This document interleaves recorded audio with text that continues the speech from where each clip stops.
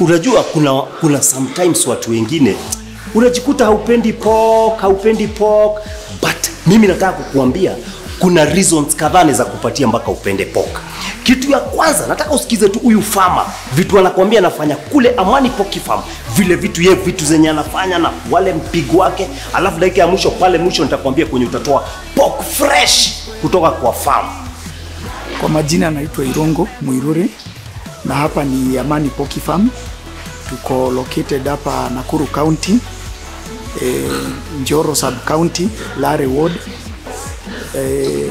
Na Amani Pork Farm tunafanya breeding. Tuna encourage wakulima ku invest kwa nguruwe ambao wako well bred, kama vile tunafanya hapa. Tunatengeneza nguruwe wa F1s na tunauzia wakulima kama start seed, ile mbegu ya kuanzia nayo, kwa sababu ukianza na nguruwe wazuri kwa farm kuna chances ya kuwa utatengeneza biashara ambayo itakuwa inakupa faida.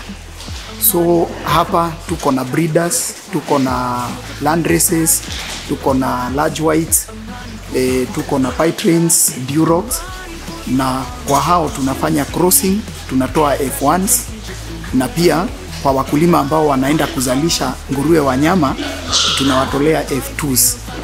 So karibuni. Yani ninakwambia manze upate tu pork fresh. Hebu imagine mahali penye tu huko. Unaona hiyo namba iko hapo kwa screen? Unapiga tu unaletewa pork ukiwa Nakuru. Yani hakuna stress sijui za kwenda kutafuta pork, unaletewa mahali penye huko. Yani nakwambia dial a pork, yani from the farmer to your plate. Just imagine. Amani Pork Farm, don't you see? Fresh and tasty just for you and me. Amani Pork Farm is where we're